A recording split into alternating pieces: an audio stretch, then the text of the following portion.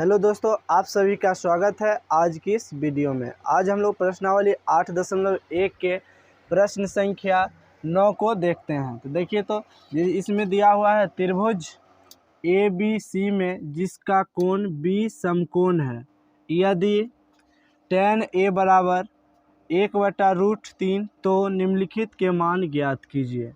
तो सबसे पहले देखिए, तो यहाँ दिया हुआ है, लिखते हैं tan A बराबर 1/√3।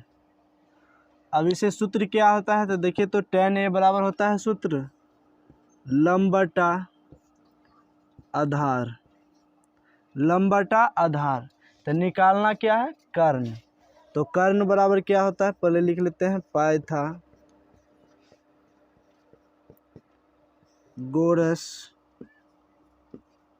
प्रमेय से। पाइथागोरस प्रमेय से तो कर्ण बराबर रूट अंदर लंब का स्क्वायर प्लस आधार का स्क्वायर। लंब का मान कितना है, 1, तो 1 का स्क्वायर प्लस आधार कितना है, √3, तो √3 का स्क्वायर। 1 का स्क्वायर 1 हो गया, प्लस है तो प्लस, और √3 का स्क्वायर कितना हो जाएगा, देखिए तो स्क्वायर से रूट कट जाता है यानी 3 हो जाएगा। अब देखिए, तो 3 और 1 को जोड़ेंगे तो ये हो जाता है 4, और 4 का वर्गमूल होता है 2, यानी कर्ण बराबर कितना हो गया, तो कर्ण का मान निकल गया 2।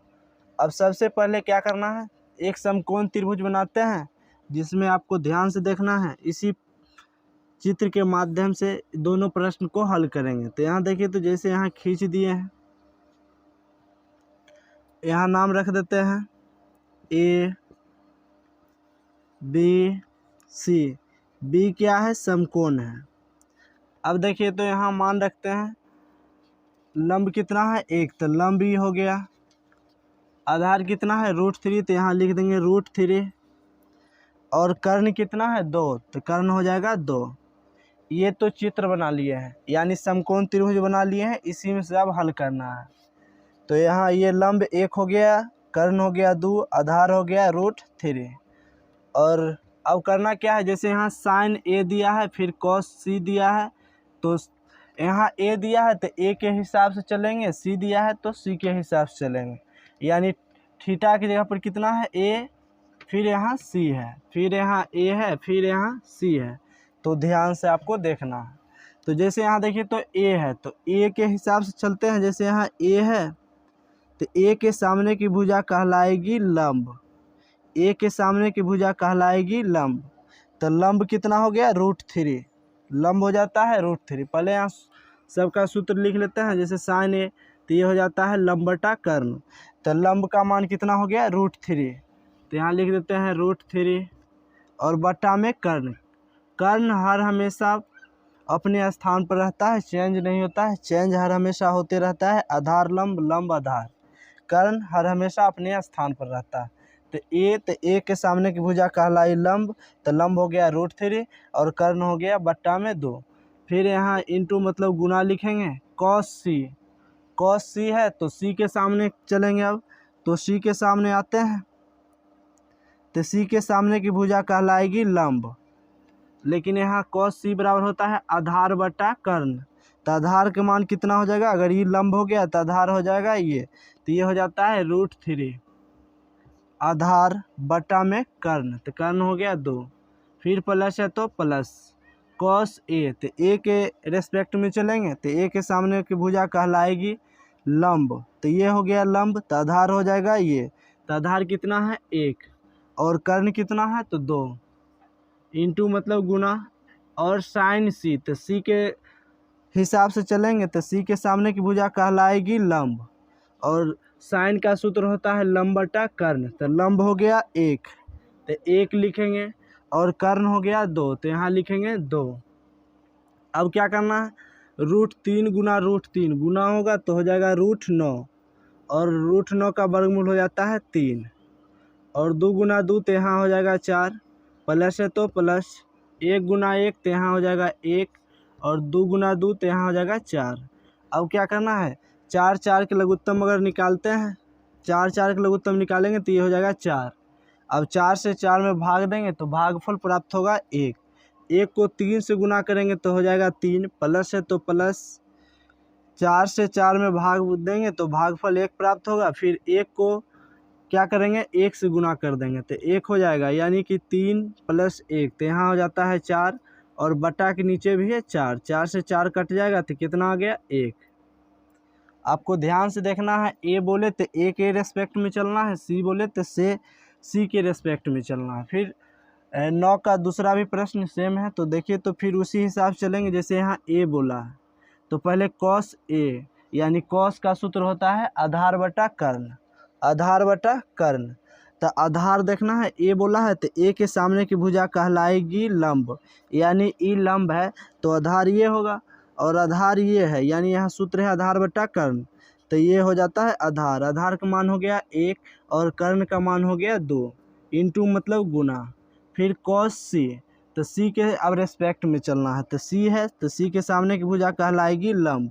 अब ये लंब है तो आधार हो जाएगा ये, तो आधार कितना हो गया, √3 बटा में कर्ण। तो कर्ण हर हमेशा अपने स्थान पर रहता है, कभी भी चेंज नहीं होता है। माइनस है तो माइनस साइन ए, तो ए के सामने की भुजा कहलाएगी लंब, तो यानी ए के सामने की भुजा कहलाएगी लंब, तो लंब ये हो गया। और यहाँ साइन का सूत्र होता है लंब बटा कर्ण, तो लंब कितना हो गया, √3, तो यहाँ लिखेंगे √3 और बटा में कर्ण, कर्ण कितना 2, तो यहाँ लिखेंगे 2, इंटू मतलब गुना।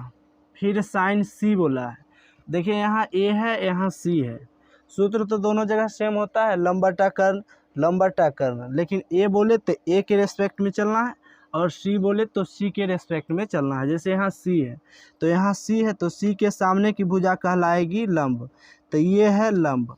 अगर ये लंब है तो ये हो गया आधार। कर्ण हर हमेशा अपने स्थान पर मौजूद रहता है, तो यहाँ ए हो गया लंब, तो यहाँ लंब हो गया 1 और कर्ण हो गया 2, तो यानी लंब हो गया 1 और कर्ण हो गया 2, तो 1/2 लिख दिए। अब 1 को क्या करेंगे, √3 से गुना करेंगे तो ये हो जाता है √3, और 2 गुना 2 तो ये हो जाता है 4, माइनस है तो माइनस, √3 को 1 से गुना करना है तो ये हो जाता है √3, और 2 गुना 2 तो ये हो जाता है 4।